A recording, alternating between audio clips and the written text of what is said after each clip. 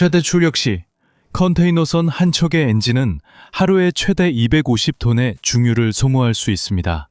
그건 마치 수영장 한 풀 분량의 연료를 24시간마다 실린더 하나하나에서 태우는 셈입니다. 이 엔진은 지금까지 나온 피스톤 엔진 중 가장 효율적인 엔진들 가운데 하나이며 연료 에너지의 절반 이상을 추진력으로 전환합니다. 대부분 자동차 엔진 효율은 약 30%이고 발전소도 45%를 넘기기 어렵습니다. 네, 거의 400m에 달하는 거대한 선박이 작은 도시의 물건들을 가득 싣고 시속 약 25노트로 바다 위를 미끄러지듯 나아갑니다. 갑판 아래에서는 크랭크축이 시계의 초침보다 약간 빠른 속도로 분당 100회 조금 넘게 회전하면서 집 높이만한 프로펠러를 돌립니다. 기어박스도 없고 오직 느리지만 엄청난 토크만이 있습니다. 이 작업을 수행하는 엔진은 14기통 형태의 바르질라 알티플렉스 96C로 2006년에 덴마크 컨테이너선 에마머스크에 처음 탑재되어 바다로 나갔습니다. 객관적으로 봐도 이것은 상업용 왕복식 디젤 엔진 중 가장 크고 강력한 엔진입니다. 이 엔진이 탄생하게 된 이야기는 이전에는 아무도 만들어 본 적 없는 규모의 선박을 요구한 세계 무역에 관한 이야기이자 기존 설계로는 해결할 수 없었던 제어 문제를 엔지니어들이 해결한 이야기입니다. 또 첫 항해전 주력 선박을 거의 파괴할 뻔한 조선소 화재 이야기이기도 합니다. 또한 유럽 엔진 제조업체들 사이의 조용한 경쟁, 마력에 대한 군비 경쟁, 그리고 많은 것을 바꿔놓은 금융 위기도 있었습니다. 이 거대한 엔진이 어떻게 만들어졌는지, 그리고 왜 이 기록이 오랫동안 깨지지 않을 것인지에 대한 이야기입니다. 이 작은 팔마블록 크기의 엔진이 왜 만들어졌는지 이해하려면 1990년대부터 2000년대 초까지 세계 해운로 상황을 살펴봐야 합니다. 컨테이너선은 몇 년마다 점점 더 커졌고 그 성장 속도는 결코 느리지 않았습니다. 1990년에는 표준 20피트 컨테이너 단위인 4000 TEU를 실을 수 있는 선박이 매우 커 보였습니다. 하지만 1990년대 후반에는 6000에서 7000 TEU급 선박들이 아시아 조선소에서 쏟아져 나오고 있었습니다. 2000년대 주반 해운사들은 한 선체에 8000, 1만, 심지어 1만 1000개의 컨테이너를 실을 수 있는 선박을 주문하기 시작했습니다. 비즈니스 논리는 매우 간단했습니다. 더 큰 선박도 작은 선박과 비슷한 승무원이 필요했고 연료 소모는 많았지만 컨테이너가 가득 차면 컨테이너당 비용이 크게 줄었습니다. 항만 이용료, 보험료, 장교와 기관사의 급여 등 모든 비용이 수천 개도 많은 컨테이너에 분산되었습니다. 박한 마진으로 경쟁하는 해운사들에게 규모의 경제는 선전에서 로테르담까지 혹은 사실상 어디든 운동화 한 켤레를 운송하는 비용을 줄일 수 있는 가장 확실한 방법이었습니다. 하지만 한 가지 문제가 있었습니다. 이 경제 논리는 대형 선박이 대체한 소형 선박과 동일한 일정일 때만 성립했습니다. 아시아에서 유럽으로 가는 주간 운항 서비스를 제공하려면 선박들은 망망대해에서 약 25노트를 유지해야 했습니다. 일정이 늦어지면 같은 항로에 더 많은 선박이 필요해 절감 효과가 나타나기도 전에 사라졌습니다. 속도는 사치가 아니었습니다. 속도가 이 모든 것이 가능하게 한 이유였습니다. 400m 길이의 선체에서 25노트를 낸다는 것은 말하자면 상당히 무리한 요구입니다. 선박이 바다를 더 세게 밀고 나갈수록 수중 저항은 꾸준히 증가하고 마지막 몇 노트를 더 내기 위해 필요한 동력은 속도 자체에 비해 비례 이상으로 커집니다. 8000 TEU 선박을 무난하게 움직이던 엔진으로는 더 큰 선체를 같은 속도로 밀어낼 수 없었습니다. 선주들이 엔진 제작사에 제시하는 수치는 80메가와트에서 시작했고 그 이후로 계속 증가했습니다. 이에 해답을 내놓기 가장 유력했던 곳은 스위스의 줄저로 이 행정 선박용 디젤 엔진으로 오랫동안 대형 화물선을 움직였습니다. 줄저 엔진 사업부는 1997년에 핀란드 회사인 바르질라 인수되었고 베르칠라는 줄저의 설계를 그대로 유지하면서 새로운 이름으로 개발을 이어갔습니다. 1990년대 후반에 접어들면서 해운업계는 베르칠라와 그 경쟁사들에게 다음 세대 컨테이너선이 더욱 대형화될 것임을 분명히 알렸고 이에 따라 엔진도 더 커져야 한다는 신호를 보냈습니다. 업계가 명확하게 요구한 것은 축구장 4개 길이의 부유 창구를 태평양을 가로질러 옛날 대형 여객선 속도로 몇 주고 몇 달이고 약 25년 동안 움직일 수 있는 단일 피스톤 엔진이었습니다. 아직 그 엔진을 만든 이는 없었습니다. 입증된 설계를 기록을 깨는 엔진으로 바꾸는 일이었습니다. 에마머스크에 장착된 엔진은 갑자기 나타난 것이 아니었습니다. 이 엔진의 계보는 1994년으로 거슬러 올라갑니다. 당시 술전은 96cm 보어의 저속 선박용 디젤 엔진 RTA96C를 선보였으며 이는 대형 컨테이너선 주문에 맞춰 설계된 제품이었습니다. 96cm는 사람이 들어갈 수 있을 정도로 넓은 피스톤 보어입니다. 하지만 그것이 시작점이었습니다. 최초의 RTA96C 엔진은 1997년에 최대 12기통 구성으로 바다에 나갔습니다. 엔진들은 잘 작동했고 선사들은 운전 시간을 기록했으며 엔지니어들은 마모를 추적했고 기본 구조는 오랜 해상 운항으로 성능을 입증했습니다. 이 일은 매우 중요했습니다. 다음 단계는 한 번도 경험하지 않은 하중에서 이 설계를 신뢰할 수 있느냐에 달려 있었기 때문입니다. 보시다시피 2000년 그 엔진은 베르첼라라는 이름으로 업그레이드 되었고 14기통 버전 도면도 등장했습니다. 서류상으로는 더 큰 구성은 약 80MW에 도달할 수 있었습니다. 하지만 종이 위에서야 쉬운 문제였죠. 더 어려운 변화는 2003년 ARTA에서 RT 플렉스로의 전환과 함께 찾아왔습니다. 이 크기의 구형 2행정 디젤 엔진은 연료 분사와 배기 밸브의 타이밍을 기계적으로 맞추기 위해 엔진 전체 길이에 걸쳐 긴 캠샤프트를 사용했습니다. RT 플렉스 설계는 캠샤프트를 없애고 전자적으로 제어되는 커먼 레일 시스템으로 대체했습니다. 원료는 엔진의 고압 레일에 저장되었다가 제어 시스템이 각 실린더로 정확한 순간에 분사했습니다. 한마디로 말하면 더 정밀한 제어, 더 깨끗한 연소, 그리고 기존 캠샤프트 구동 엔진이 버벅이던 저속에서도 안정적인 운전이 가능해졌다는 점이 장점이었습니다. 보르츠질라는 처음부터 14기통으로 시작하지 않았습니다. RT 플렉스 96C는 처음에 8기통과 12기통 형태로 등장했으며 이를 통해 선조와 엔지니어들은 전자 시스템이 염분이 많은 공기, 진동, 그리고 항상 최대 출력으로 대항을 횡단하는 거친 환경에서 얼마나 잘 견디는지에 대한 실제 데이터를 얻을 수 있었습니다. 이 엔진들이 충분한 운용 실적을 쌓은 후에야 회사는 13기통과 14기통 버전을 개발하기로 결정했습니다. 엔진을 한 줄로 14기통까지 늘리는 것은 생각보다 훨씬 어렵습니다. 솔직히 말해서 그 자체로도 꽤 어려운 일처럼 들리죠. 크랭크샤프트만 해도 거의 300톤에 달하고 실린더가 하나씩 추가될 때마다 샤프트를 스프링처럼 감았다가 풀어내는 비틀림 힘이 더해집니다. 베어링은 수천 톤에 달하는 하중을 견뎌야 합니다. 엔진 프레임, 즉 모든 부품을 정렬 상태로 유지하는 간철 상자는 25년 동안 사용해도 피스톤이 라이너를 긁지 않을 만큼 충분히 견고해야 합니다. 바르질라 엔지니어들은 크랭크축 설계를 다시 하고 구조 부재를 보강했으며 실린더마다 베어링 하중을 다시 개선했습니다. 부품들은 수십 년 동안 매분 약 100회의 회전을 견뎌내야 했습니다. 2000년대 중반 일본 디젤 유나이티드는 14기통 RT 플렉스 96C를 완성 단계에 올렸으며 대형 모델 제작 라이선스를 보유하고 있었습니다. 이 엔진은 약 2300톤의 무게, 높이는 약 13.5m, 길이는 끝에서 끝까지 거의 27m에 달할 것입니다. 이 엔진은 이미 주문서에 따라 오덴세 스틸 조선소에서 건조 중인 데문마크 컨테이너선에 사용될 예정이었으며 이 선박은 역사상 가장 큰 선박 중 하나가 될 예정이었습니다. 저속 대형 엔진 작동 원리를 알아보겠습니다. 엠마 머스크의 엔진룸에 들어서면 가장 먼저 느껴지는 것은 자신이 차량이 아니라 건물 안에 서 있다는 점입니다. 엔진은 3개의 가판을 차지합니다. 아래에서 올려다보면 실린더 커버 위로 겨우 천장이 보입니다. 처음에 말씀드렸듯이 끝에서 끝까지 27m로 이는 테니스 코트 길이와 비슷합니다. 크랭크 축에서 실린더 상단까지는 대략 13.5m에 달합니다. 14개의 실린더가 일렬로 배치되어 있으며 각 실린더는 960mm 내경과 2.5m 행정을 가집니다. 피스톤은 하강시 자신의 키만큼 이동하며 이 움직임이 14번 위상이 약간씩 다르게 반복됩니다. 이 모든 것을 합치면 총 배기량은 약 25,480리터에 달합니다. 일반 승용차 엔진의 배기량은 1리터에서 2리터 사이입니다. 이 엔진은 엄청난 배기량으로 저속 2행정 사이클을 수행하며 이는 지난 100년간 대형 해양 디젤 엔진에서 사용된 기본 원리와 같습니다. 각 실린더는 두 번에 한 번이 아니라 매 회전마다 한 번씩 점화됩니다. 신선한 공기는 피스톤이 내려가면서 드러나는 실린더 라이너 하단에 뚫린 포트 고리를 통해 유입됩니다. 배기는 실린더 헤드의 큰 밸브로 빠져나가며 연료는 상사점 근처에 분사되어 압축 점화 후 피스톤을 아래로 밀어냅니다. 배기가스에 의해 구동되는 터보 차저가 공기를 압력으로 실린더 안으로 밀어넣어줍니다. 이것이 바로 매 사이클마다 각 연소실에서 많은 연료가 깨끗하게 연소될 수 있도록 해주는 원인입니다. 이 모든 과정이 일어나는 속도는 꽤 놀랍습니다. 최대 출력 시 크랭크 축은 분당 약 102회 회전합니다. 이는 사실 꽤 느린 속도입니다. 아까 말했듯 초침보다 조금 빠릅니다.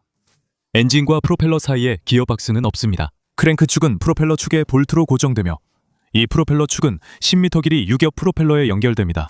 이 엔진은 빠르게 회전해서 힘을 내는 것이 아니라 피스톤이 내려올 때마다 엄청나고 꾸준한 힘으로 프로펠러를 밀어내면서 동력을 만들어냅니다. 엠마 머스크, 후에 처음 장착되었을 때 이 구성은 8만 80kW, 약 10만 9천 마력으로 평가되었습니다. 이후 터보차저와 튜닝이 개선된 업그레이드 버전은 84.42MW, 즉 약 11만 4천 마력까지 도달했습니다. 이러한 수치를 허용 가능한 연료 효율로 달성할 수 있게 해준 비결은 RT 플렉스 세대를 정의한 커먼 레일 연료 시스템이었습니다. 엔진 캠샤프트가 엔진 길이를 따라 돌며 인젝터를 기계적으로 여는 대신 연료는 실린더를 따라 놓인 고압 레일에 저장됩니다. 전자 제어 장치는 컴퓨터로 타이밍이 맞춰진 밸브를 통해 각 실린더의 연료를 분사하며 분사 시점, 지속 시간, 압력을 정확하게 선택합니다. 같은 원리가 배기 밸브에도 적용됩니다. 이 장점은 특히 낮은 부하에서 두드러지며 예전 캠샤프트 엔진은 이때 연기와 거친 작동이 많았습니다. RT 플렉스 엔진은 더 넓은 속도 범위에서도 부드럽고 깨끗하게 작동합니다. 또한 두 가지 중요한 시스템이 있습니다. 터보차저는 14기통 버전에 3개가 장착되며 각각 소형 자동차 크기입니다. 이들은 분당 수천 회전하고 엔진 오일로 냉각된 베어링 위에서 작동합니다. 그리고 터보차저를 넘어서 폐열 회수 시스템이 터보를 구동한 후 배기 증기에서 에너지를 회수합니다. 일부 MMS급 설치에서는 회수된 열이 증기 터빈과 발전기를 구동하여 주 엔진 출력의 추가 12%를 선박의 전력으로 생산합니다. 이 모든 것에서 나오는 성능 수치들이 바로 이 엔진을 정말 유명하게 만든 이유입니다. 최대 부하 시 특정 연료 소비율은 킬로와트 시당 약 171g으로 이론적 한계에 근접합니다. 중유를 사용하는 피스톤 엔진이 달성할 수 있는 수준이죠. 최적 운전 지점에서의 열 효율은 50%를 넘습니다. 최대 연속 출력 시 이 엔진은 하루에 최대 250톤의 중유를 소비합니다. 그것이 거의 400m에 달하는 적재된 선박을 시골길의 자동차 속도로 대양을 가로질러 밀어내는 데 드는 비용입니다. 에마 머스크와 첫 항해, 훨씬 이전의 이야기입니다. 이 엔진은 실제 프로펠러 가동 전 세 나라를 거쳤으며 설계는 스위스에서 시작해 술처와 인빅타로 이어집니다. 개발 작업과 지적 소유권은 핀란드의 바르질라에 있었습니다. 실제 주조, 가공, 14기통 조립은 일본 디젤 유나이티드에서 라이선스로 진행됐으며 이곳이 유일하게 이런 대형 부품을 다룰 수 있었습니다. 우리는 덴마크로 이동해 이 엔진을 머스크를 위해 오에노루우스 철강 조선소에서 건조 중인 선체에 장착했습니다. 에마 머스크는 회사가 E클래스라 부르는 8척의 선박 중 첫 번째였습니다.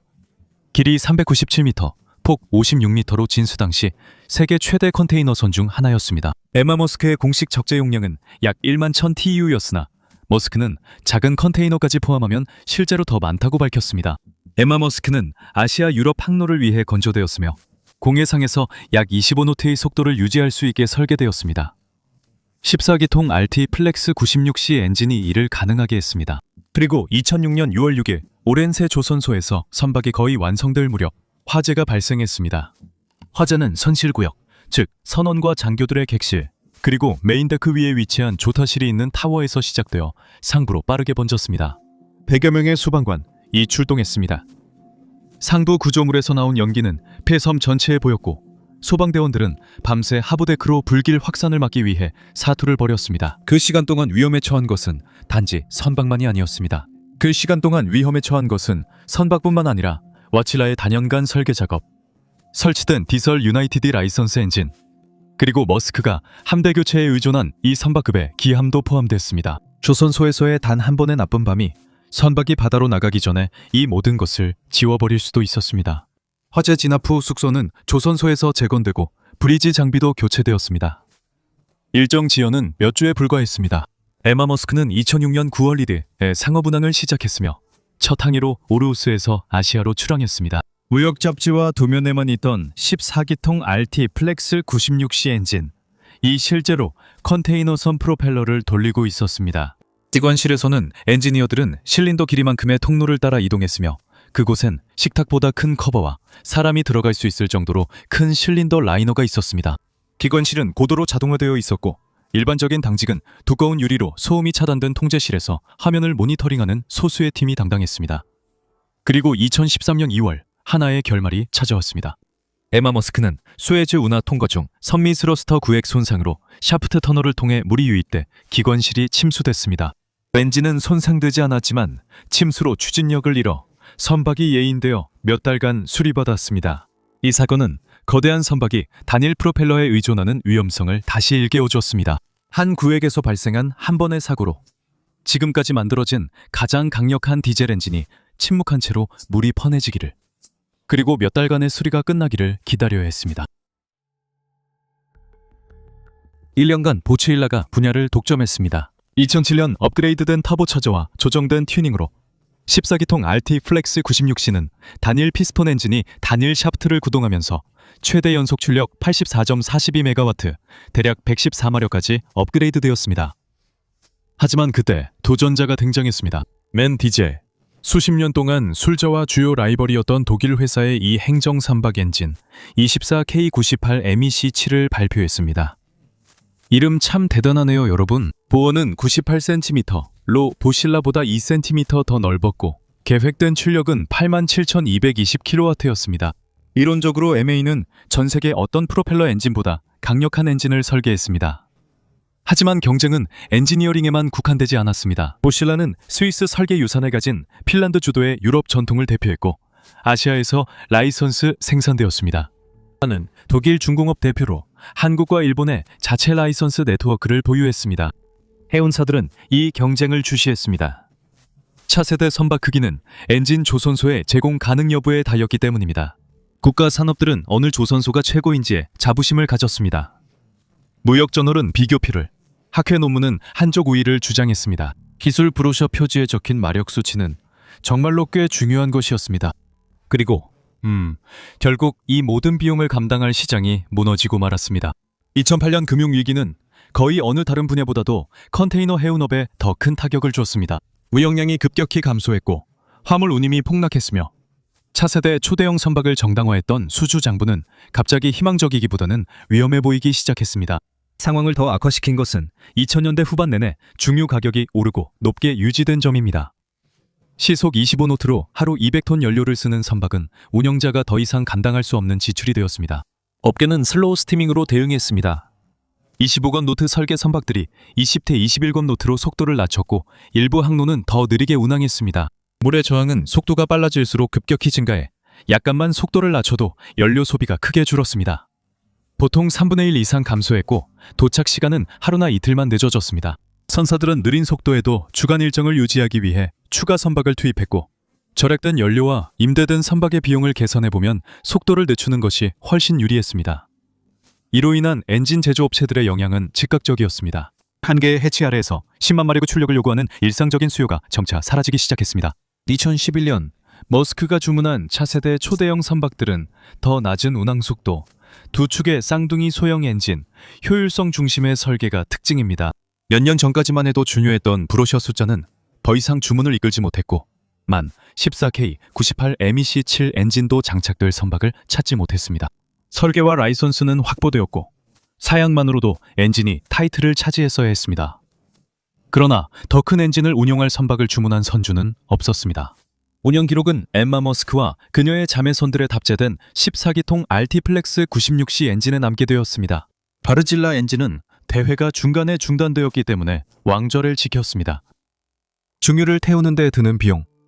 자, RT 플렉스 96C가 달성한 효율을 감안하더라도 하루에 250톤의 연료 중 50%의 에너지가 여전히 많은 탄소와 황으로 깔때기를 통해 대기로 배출됩니다. 그렇게 많은 양의 어떤 것이든 태우면 결과가 따르기 마련이고 문제의 연료는 그 결과를 더욱 악화시켰습니다. 중유, 즉 벙커유라고도 불리는 이 연료는 정제 과정의 거의 마지막 단계에서 나오는 것입니다. 이것은 휘발유, 디젤, 제트 연료 등 가벼운 성분 추출로 남는 끈적한 타르 잔여물입니다. 이 연료는 톤당 가격이 저렴하고 에너지 밀도가 높으며 상온에서 점성이 매우 높아 차가운 당밀처럼 끈적입니다. 실린더에 도달하기 전에 이 연료는 탱크와 배관에서 약 130도까지 가열되어야 하고 선상 원심 분리기에서 물과 침전물로부터 분리되어야 하며 인젝터를 보호할 수 있을 만큼 미세한 필터를 통과해야 합니다. 역사적으로 이 연료는 질량 기준으로 최대 3.5%에 달하는 황합량을 가지고 있었는데 이는 도로용 연료에서는 상상할 수 없는 수치입니다. 해운업은 전 세계 이산화탄소 배출의 약 3%를 차지합니다. 그리고 2000년대를 거치면서 해운업계의 황산화물과 미세먼지 배출이 분주한 해안 항로를 따라 집중되어 항구 도시에서 호흡기 질환을 유발하고 내륙 깊숙한 곳까지 산성 침전을 일으키고 있다는 사실이 분명해졌습니다. 얼티플렉스의 전자식 분사장치는 약간의 개선을 가져왔습니다. 연소가 더 깨끗해지고 저부하에서 연기가 줄었으며 연료 소비도 약간 감소했습니다. 하지만 그 연료의 기본적인 화학적 특성 때문에 어떤 노력을 해도 결국은 오염될 수밖에 없었습니다. 국제해사기구는 2020년 1월 1일부터 주제에 대응하여 선박 연료의 황함량 상한선을 기존 3.5%에서 0.5%로 낮췄고 지정된 연안 통제구역에서는 이미 더 엄격한 제한이 시행되고 있었습니다. RT-플렉스 96C 엔진을 사용하는 선박 운영자에겐 세 가지 선택지가 있었습니다. 그들은 굴뚝에 배기가스의 황을 바닷물로 제거하는 대형 스크러버를 설치할 수 있었습니다. 그들은 매우 저유황 연료유로 전환할 수도 있었고 이는 더 정제되어 있고 확실히 더 비싼 제품이었습니다. 또는 해양가스 오일로 전환할 수도 있었는데 이 연료는 더 깨끗하지만 가격이 더 비쌌습니다. 대부분의 E클래스 선박은 스크러버를 추가해 새로운 기준을 맞추면서 저렴한 중유 사용이 가능했습니다. 바르질라는 엔진의 병렬 시스템을 구축했습니다. RT-플렉스 엔진에 장착된 전자식 실린더 윤활 시스템은 필요한 순간에만 라이너에 오일을 주입하여 항해 중 실린더 오일 소비를 상당 부분 줄였습니다. 이후 출시된 퓨어플렉스 ICU 업그레이드는 연료 분사 제어 장치를 재설계해 사용 수명을 늘리고 오랜 운행 중 발생한 소규모 누유를 줄였습니다. 이 모든 변화는 기관실을 운영하는 사람들의 기준을 높였습니다. 에마 머스크급 선박의 수석 기관사는 전자식 제어 다이얼을 읽어야 했습니다. 기관사들은 고압 유압을 관리하고 연료 가열과 원심 분리 작업을 감독하며 지속적으로 모니터링되는 데이터를 해석하고 바다에서 무언가를 분해해야 할 때는 저속, 이 행정 엔진의 복잡한 기계 구조도 이해해야 했습니다. 디젤 시대의 마지막 거인이었죠. 2015년 보첼라는 이 행정 엔진 사업을 매각했습니다. 새로운 회사는 빈터퍼 가스 앤 디젤이라고 불렸으며 스위스의 그 마을에 본사를 두었습니다. 그곳은 줄저가 100년 넘게 대형 선박 엔진을 제작해온 곳이었습니다. 지분의 대부분은 중국 국영 조선공사 CSSC의 베이스에 넘어갔습니다. 핀란드 브랜드는 가장 큰 이 행정 엔진에서 사라졌고 중국 스위스 합작 회사가 RT-플렉스 96C를 만들어낸 설계 자료를 물려받았습니다. 그 한 제품이 30년에 걸쳐 그려온 궤적은 현대 조선업의 축소판이라 할 수 있습니다. 볼가문은 스위스 출신으로 개발은 핀란드, 14기통 주물은 일본산입니다. 이 엔진이 장착된 선체는 덴마크와 한국 조선소에서 제작됐고 도면 소유 회사는 상하이에 있습니다. 전 세계의 화물로 조립된 엔진이 세계의 화물을 움직입니다. 2020년대를 지나면서도 14기통 RT-플렉스 96C는 여전히 상업용에서 가장 강력한 왕복식 디젤 엔진으로 기록되고 있습니다. 많은 엔진들이 에마 MMS와 그녀의 자매선들에 탑재되어 여전히 바다 위를 항해하고 있으며 정기적인 오버홀 덕분에 30년이 넘도록 잘 운행되고 있습니다. 그리고 그 기록은 오랫동안 깨지지 않을 수도 있습니다. 왜냐하면 엔진 제작자들이 이제 묻고 있는 질문은 전과 다르기 때문입니다. 주문은 LNG나 메탄올을 디젤과 함께 태우는 이중연료 설계, 암모니아 추진, 배터리 지원이 포함된 하이브리드 방식, 그리고 더 낮은 운항 속도에 맞춰 설계된 선체로 향하고 있습니다. 순수 마력은 더 이상 브로셔에 강조되지 않습니다. RT-플렉스 96C는 마지막 순간에 등장했습니다. 컨테이너 해운 업계는 그 누구보다 더 크고 빠른 선박을 원했고 보트질라의 엔지니어들은 분당 배기 회전으로 중유의 절반 이상을 추진력으로 바꾸는 무언가를 만들어냈습니다. 그것은 대형 중유 디젤 시대의 절정이었습니다. 이 기록이 깨지지 않는 이유는 아무도 더 큰 엔진을 만들 수 없어서가 아니라 이제 업계가 추구하는 목표가 같은 화물을 운송하면서 공기와 물에 남기는 것을 줄이는 것이기 때문입니다. 시청해주셔서 감사합니다.